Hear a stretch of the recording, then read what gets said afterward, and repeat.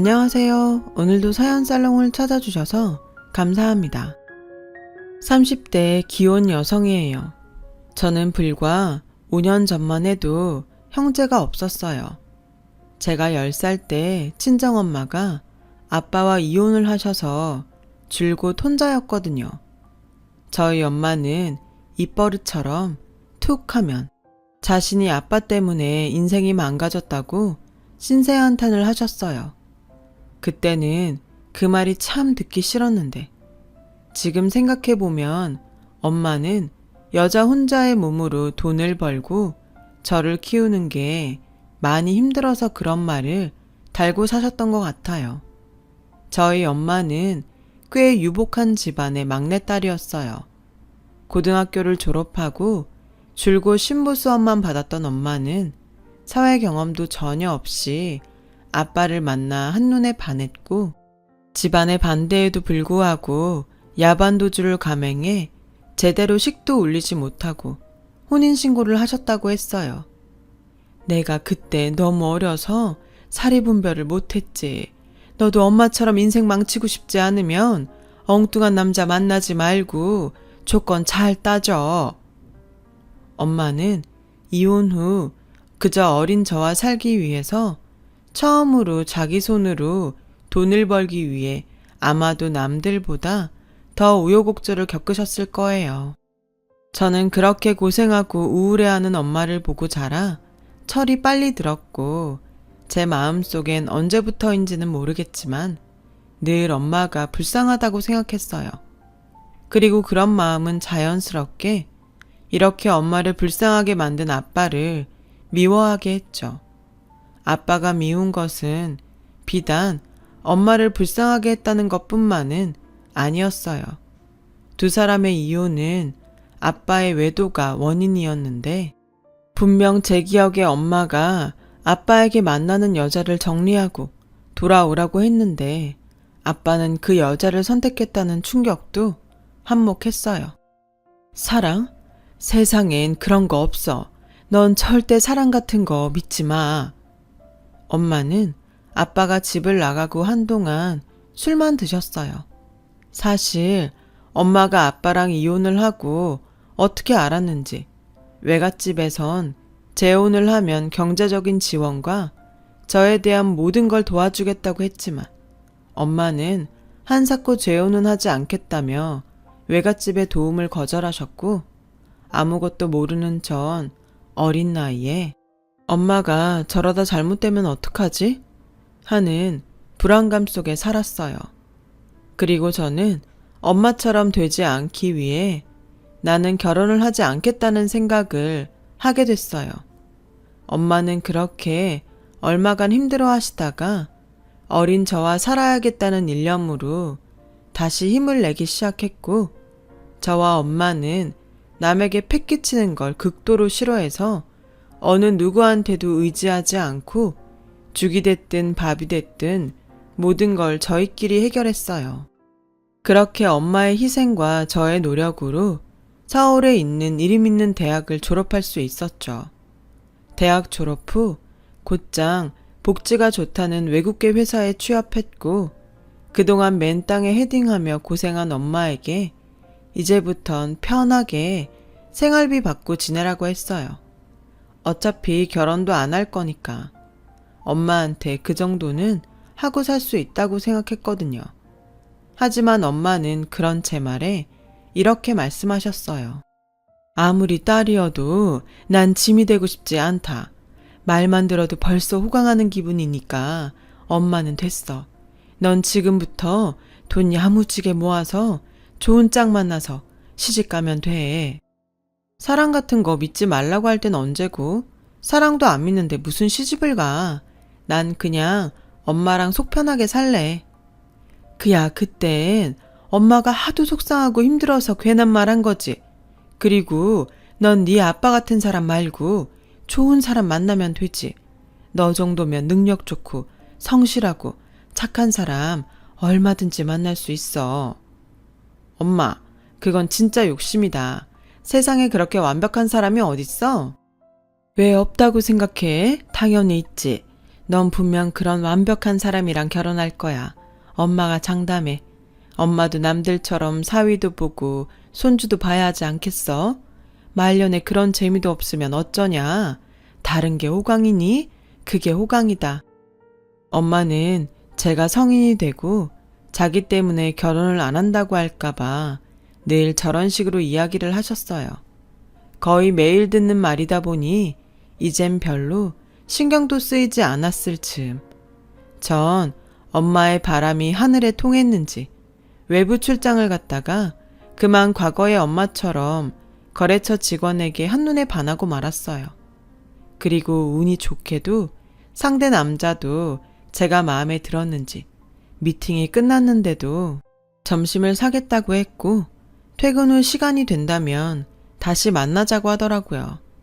평소 같으면 경계하고 선을 긋고도 남을 일이었는데 정말로 세상엔 인연이란 게 있는지 그날은 그러고 싶지 않더라고요. 그래서 남편이 사준 점심을 맛있게 먹고 저녁은 다시 만나면 제가 사겠다고 말하자 이 남자 하는 말이 저를 또 심쿵하게 만들었지 뭐예요. 오늘은 말고 다음에 사요.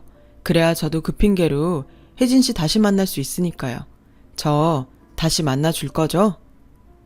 그렇게 저를 심쿵하게 한 이 남자는 3년 뒤 저희 남편이 되었어요. 남편은 부산에 있는 회사에서 일을 하고 저는 서울에 있는 회사에서 일을 해서 저희는 장거리 연애를 하게 되었고 자주 보지 못해 그런지 서로 애틋한 마음에 남들처럼 싸우는 일도 없었어요.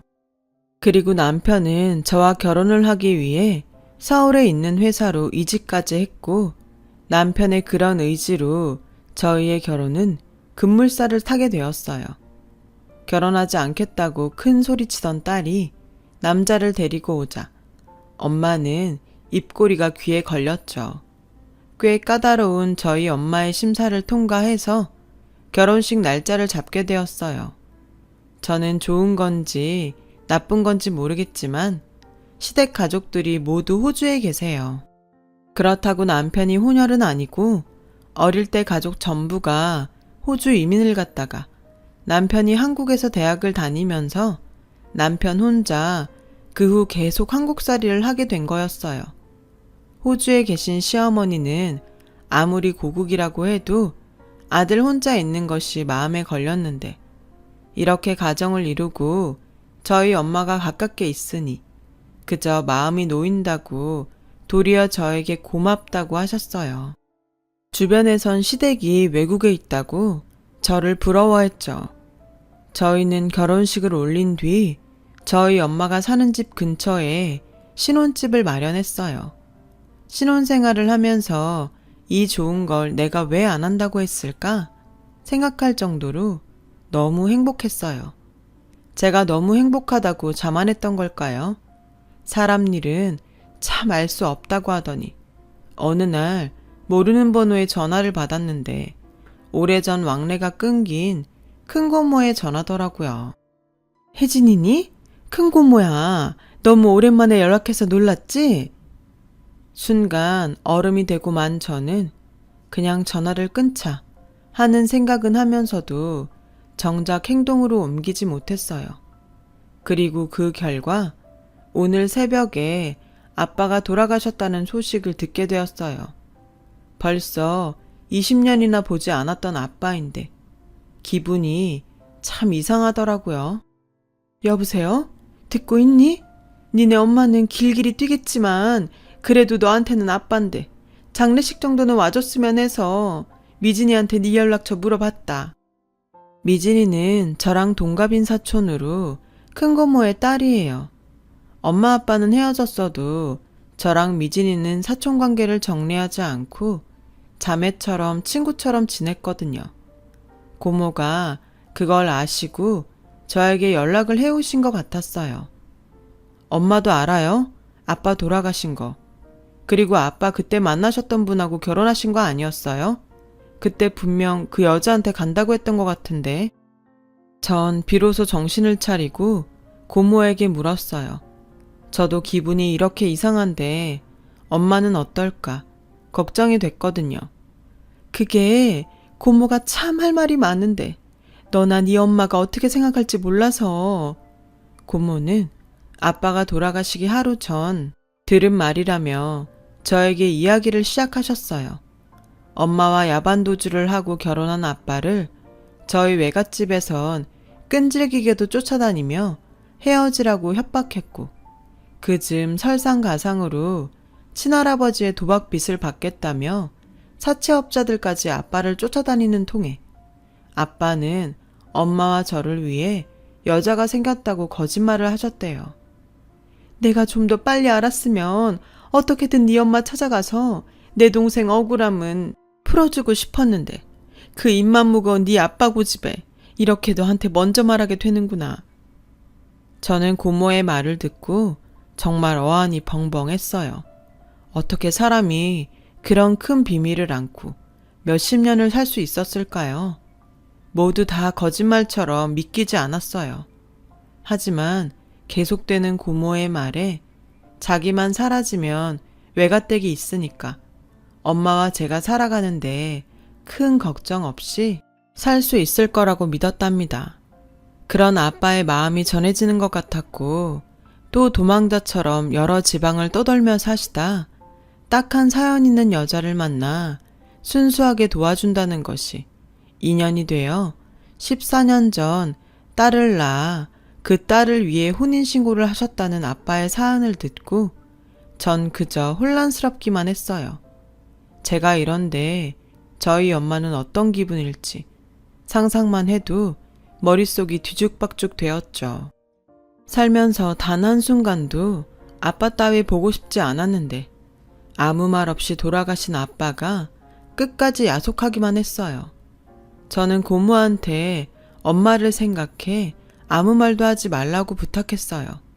그리고 저 역시 이미 아내와 딸이 있는데 제가 장례식에 가면 뭐 하냐고 가지 않겠다고 되물었죠. 고모는 아빠의 두 번째 아내도 아빠보다 훨씬 먼저 세상을 떠났다고, 엄마까지 오는 건 어렵더라도 저라도 와줬으면 좋겠다고 끝까지 설득하셨어요. 그래도 나 말고 다른 딸이 있는데 이상한 오기가 발동해서 전 끝까지 가지 않겠다고 말했죠. 그렇게 전화를 끊고 잠시 멍하니 창밖 하늘만 봤는데 제 안에 아빠의 유전자 일부가 있는 게 맞는지 눈물이 흘러내리더라고요. 제 마음과 머리는 전혀 슬프지 않은데 이상하게 눈물은 멈추지 않았어요. 다 인과응보야. 나중이라도 우리한테 다시 왔어야지. 이게 다 아빠 스스로 자처한 일이야. 괜히 미안한 마음 가질 필요 없어. 저는 퇴근하는 내내 이런 생각을 하며 집으로 왔어요. 남편은 제 안색을 보고 눈치 빠르게 무슨 일이 있냐고 물었어요. 제 이야기를 들은 남편은 잠시 아무 말도 하지 않다가 제 손을 꼭 잡더니 지금이라도 아빠의 장례식장을 가자고 하는 거예요. 싫어. 내가 거길 왜 가? 그리고 내가 가면 우리 엄마는 뭐가 돼? 난 싫어. 안 갈 거야. 이런 말 유치하지만 아빠는 나랑 엄마를 버리고 그 여자한테 간 거야. 그리고 다른 딸도 있다는데 내가 거길 왜 가? 전 남편의 손을 뿌리치고 처음으로 남편한테 화를 냈어요. 따지고 보면 남편한테 화낼 일도 아닌데. 전 감정이 가라앉자 남편 보기가 민망해졌어요. 미안해.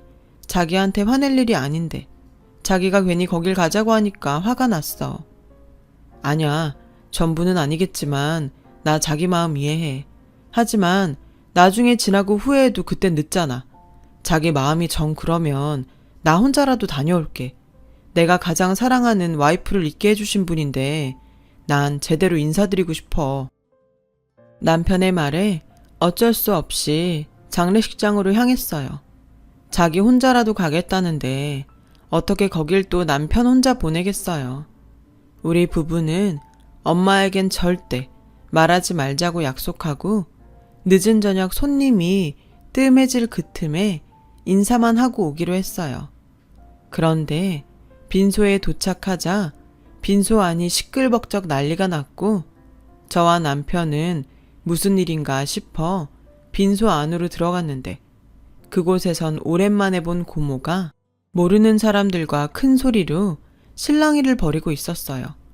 들어보니 고모와 싸우고 있는 그 사람들은 아빠의 두 번째 부인의 가족 같았죠. 그러게, 내가 저딴 놈 만나지 말라고 그렇게 말렸는데 다 자업자득이지. 내 동생 그렇게 죽게 하고 저는 오래오래 행복하게 살 줄 알았어. 무슨 말을 그렇게 해요. 내 동생이 그쪽 동생한테 어떻게 했는데, 지 마누라랑 지 새끼도 떼놓고 내 동생이 어떻게 살았는데 무슨 악담을 해도 그렇게 해요. 그러게, 누가 그러래? 저놈만 아니었어도 내 동생 부잣집에 시집가서 사모님 소리 듣고 살았어. 오빠라는 사람이 자기 동생 70 먹은 노인이랑 결혼시키려고 한 게 자랑이에요? 막말로 당신이 옳게 그 집에 팔아먹듯 해서 내 동생이 그거 말리다 이렇게 된 거잖아요. 다 됐고 저놈 재산이랑 보험금 이쪽 계좌로 넣어. 확인해보니까 보험 계약자가 당신이던데. 결국 돈 때문이었네. 내가 내 동생 걱정돼서 낸 보험금을 왜 그쪽한테 줘요? 그리고 말이 나와 하는 말인데 없기도 하지만 당신이 무슨 권리로 내 동생 재산을 달라는 건데요? 쟤라도 맡아서 키울 거예요? 미리 말하지만 난 절대 싫어요. 더 이상 당신 같은 사람이랑 엮이는 것도 싫고 내가 쟤 데려가면 양육비라도 좀 떼어줄 테니까 그럼 그렇게 하던가요. 저는 고모의 말에 시선이 옮겨져 그 소란 속에 검은 상복을 입은 어린 여자아이를 봤어요. 잔뜩 겁에 질리고 혼란스러워하는 여자아이의 모습이었는데 그 모습이 20년 전 엄마 아빠가 이혼을 앞두고 있었을 때 제 모습처럼 보였어요. 그때였어요.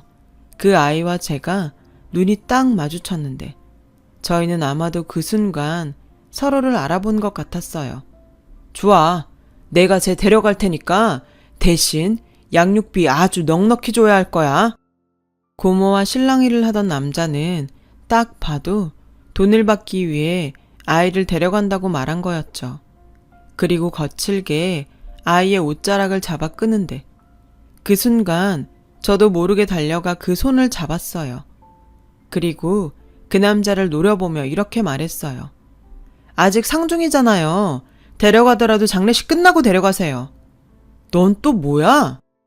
저는 저를 무섭게 쏘아보는 남자 앞에서 아무 말도 하지 못했어요. 언니라고 할 수도 모르는 사람이라고 할 수도 없었거든요. 그때였어요. 제 남편이 저와 아이를 막아서며 핸드폰을 꺼내 더 이상 소란스럽게 하면 경찰 부를게요. 라고 말하면서 상황을 종료시켰어요. 어머, 혜진이 왔니? 그래도 핏줄은 핏줄인가 보다. 어서 와서 아빠한테 인사해라. 불쌍한 내 동생, 살아서 못 본 딸, 이렇게 죽어서 보는구나. 고모는 울면서 말했어요. 저는 참 오랜만에 보는 아빠의 사진을 보며 다 잊었다고 자부한 어린 시절, 아빠와 좋았던 때들이 주마등처럼 스쳐 지나갔어요. 그리고 자꾸 이상하게 마음이 여자아이에게 끌리더라고요. 조용히 다가가 이름과 나이를 물었어요. 이름은 저와 같은 돌림자를 쓰는 것 같은 혜영.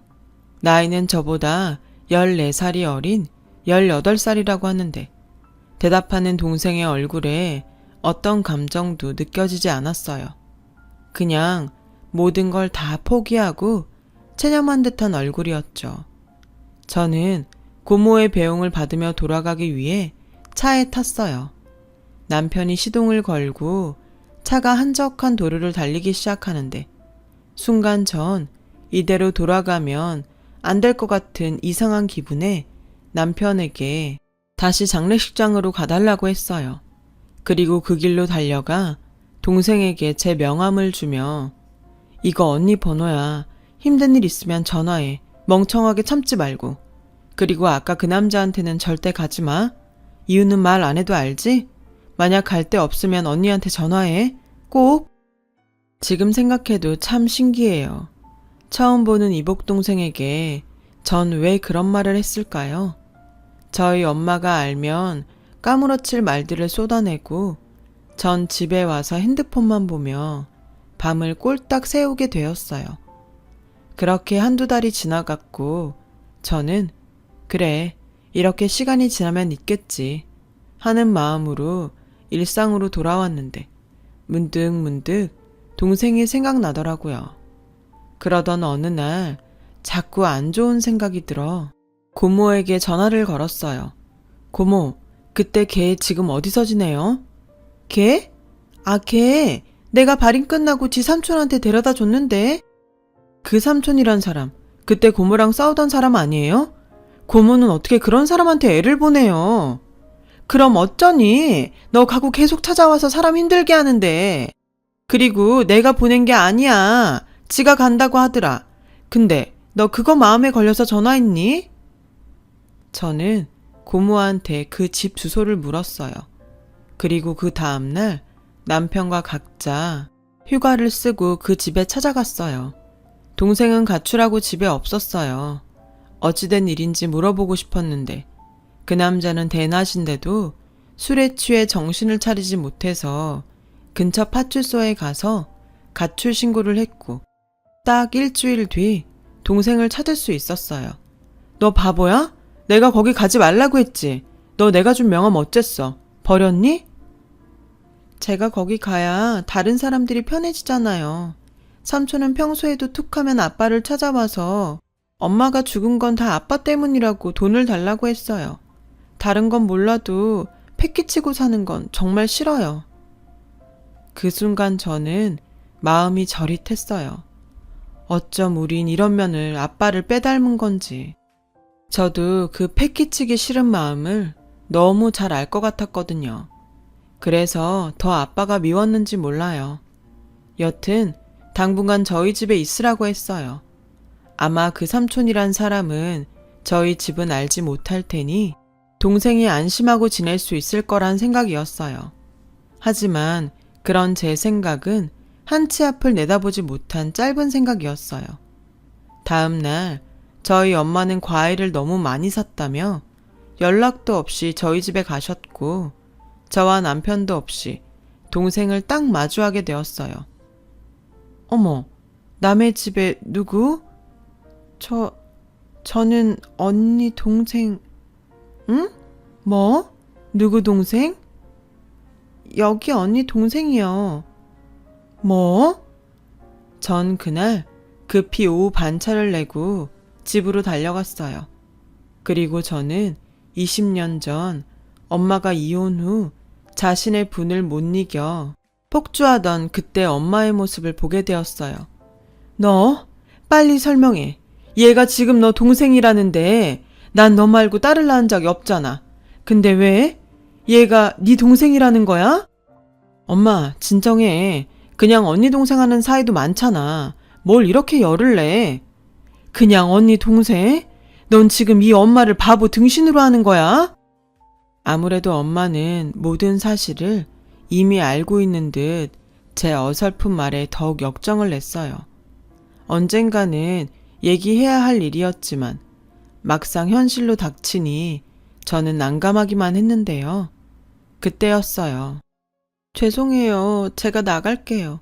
언니는 아무런 잘못이 없어요. 제가 갈 데가 없어서 그냥 하룻밤 재워준 거예요. 동생은 허겁지겁 집을 나갔어요. 전 그래도 이건 아니다 싶어 동생을 말리려고 했지만 엄마는 그런 저를 동생에게 접근하지 못하도록 막아섰어요. 엄마, 쟤 갈 데 없어. 그러거나 말거나 네가 왜 신경 써? 지 부모한테 가던지 지 친구한테 가겠지. 아무리 뭘 모를 나이라지만 어떻게 널 찾아올 수 있니? 제가 온 거 아니야. 내가 데려온 거야. 너 계속 거짓말하면서 쟤 싸고 돌래? 아까 지가 불었어. 가출했다가 돈 떨어지고 배고파서 너 찾아왔다고. 넌 참 내 딸인데 속도 좋다. 배다른 동생도 동생이라고 나 몰래 챙기고 싶디? 쟤랑 언제부터 알았어? 혹시 네 아빠가 연락했니? 엄마의 말을 듣고 도저히 동생을 그냥 그렇게 가게 둘 수 없었어요. 무엇이 저렇게 어린 아이를 철들게 했는지. 그게 너무 속상해 저라도 동생의 손을 잡아줘야 할 것 같았어요. 하지만 동생은 어디로 갔는지 금세 모습이 보이지 않았죠. 저는 할 수 없이 집으로 돌아와 엄마한테 자초지정을 모두 얘기했고, 저희 엄마는 충격과 혼란 속에 넋을 잃은 사람처럼 주저앉았어요. 한참 뒤 머리가 아프다며 집으로 돌아갔어요. 동생은 그날 이후 어느 누구도 알지 못하는 곳으로 숨었고, 저는 동생의 친구라는 아이를 통해 동생의 핸드폰 번호만 겨우 알아냈는데, 그 번호도 요금을 하도 내지 않아 끊긴 지 오래였어요. 친구 말에 의하면 그 핸드폰에 사진이며 좋아하는 것이 잔뜩 있어서 동생의 보물 1호라는 말을 듣게 되었어요. 저는 가까운 대리점에 가서 동생의 밀린 핸드폰 요금을 모두 납부하고 전화를 걸까 하다 이제 모두 다 알게 되어 괜찮으니 도망치지 말고 저희 집으로 돌아오라고 문자를 보냈어요. 하지만 동생에겐 어떤 연락도 없었죠. 남편은 핸드폰에 문자도 남겼고 그 아이가 우리 연락처도 알고 있으니까 기다리자고 했어요. 그렇게 1년 정도의 시간이 흘렀어요. 전 매달 동생의 핸드폰 요금을 내주었고 답장도 없는 문자를 보냈어요. 그러던 어느 날이었어요. 속이 불편하고 헛구역질도 나오는 게 임신을 했나 하는 기대로 임신 테스트기를 사용했죠. 몇 개를 해봐도 테스트기엔 비임신이라는 결과만 나와 병원을 찾게 되었어요. 너무 빨리 알아채면 테스트기에도 나오지 않는다는 말을 들었거든요. 근데 뜻밖의 제 검사 결과는 임신이 아닌 신부전증이었어요. 그러고 보니 요즘 몸이 저리거나 붓는 증상이 자주 있었는데 대수롭지 않게 생각한 저는 안타깝게도 병을 키우고 있었어요. 의사 선생님은 제 신장이 정상 신장보다 10%밖에는 기능하지 못한다고 하셨고, 지금 이 상황에선 투석과 이식을 해야 한다고 하셨어요. 평소에 제 스스로 둔하다고 생각하지 않았는데, 전 이렇게까지 나빠진 제 몸을 보고 넋을 놓았죠. 저희 엄마와 남편은 서둘러 조직 접합 검사를 받았어요. 걱정하지 마. 당연히 엄마가 주지. 엄마는 반백살이 넘어서 하나도 아깝지 않아. 엄마가 멀쩡하면 또 모를까. 빈혈도 심하고 심장병도 있잖아. 됐어. 지난번에 맹장 수술하고도 그렇게 고생했으면서. 괜찮아. 난 그냥 투석 잘 받고 관리 잘할게. 뭐가 괜찮아? 새끼가 아파서 투석받게 생겼는데 어떻게 애미가 그걸 그냥 보고 있어? 전 극구 싫다고 했지만 저희 엄마는 당장 저에게 신장 2개를 다 떼어줄 것처럼 난리셨어요. 별로 기대하지 않았지만 남편은 검사 결과 저와는 맞지 않았습니다. 언제가 될지 모르지만 장기 이식센터에 신청을 해놓고 전 그냥 불편해도 투석 이외에는 뾰족한 방법이 없었어요. 그날 이후 의도하지 않았지만 예전하고 좀 달라졌어요. 다른 사람과 다르게 몸에 병이 있다고 생각하니 다시 예전처럼 살 수 없을 것 같고, 괜히 결혼을 해서 남편을 힘들게 하는 게 아닐까 하는 약한 마음만 들었어요. 그렇게 거의 넋을 놓고 시간을 보내다 첫 투석일이 되었어요. 어찌나 겁이 나고 눈물이 나는지.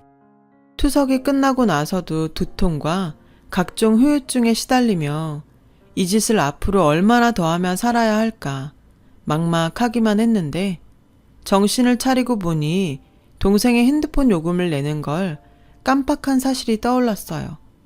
그리고 앞으로 이런 일이 또 생길지도 모른다는 생각에 전 동생에게 전화를 걸었어요. 동생은 전화를 받지 않았고 음성 사서함에 이렇게 말했어요. 잘 지내? 언니가 몸이 좀 안 좋아져서 핸드폰 요금 내는 걸 깜빡했어.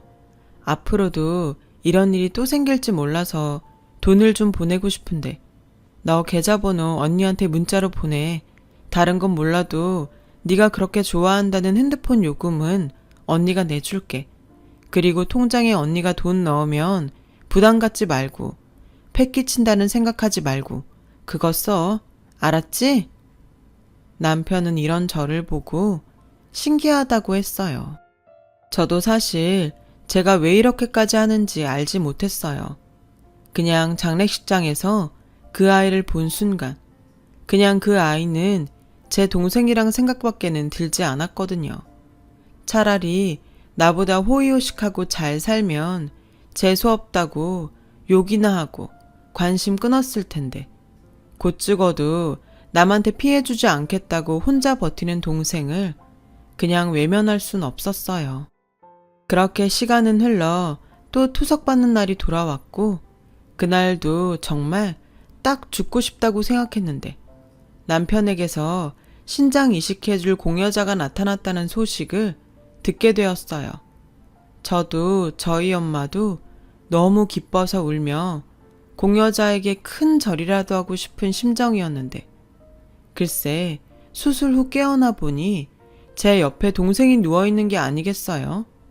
순간 마취도 덜 깼는데 정신은 또렷해져 갔어요. 제가 핸드폰 요금 어쩌고 하면서 음성 사서함을 남긴 게 마음에 많이 걸리더니 나중에 알고 보니 역시였어요. 마취를 깨고 남편이 그러더군요. 미안해. 나도 그때는 절박해서 당신 동생이 해보겠다는 걸 말리지 않았어. 어차피 하고 싶어도 조직검사에 맞지 않으면 못하는 거잖아. 그래서 그냥 고맙다고 검사만 해보자고 했는데 자기랑 적합해서 수술한다는 걸 말리지 못했어. 그래도 말했어야지. 내가 쟤한테 신장이나 받자고 그동안 기다렸어. 그때였어요. 다행히 저보다 회복이 빨랐던 동생이 그래도 힘들게 링거대를 끌고 저희 병실로 들어와 이렇게 말했어요. 내가 한다고 고집 피웠어요. 언니한테 뭐라도 도움이 되고 싶어서. 그러니까 여기 아저씨한테 뭐라고 하지 마세요. 전 제가 그래도 이렇게 해줄 수 있어서 너무 좋으니까.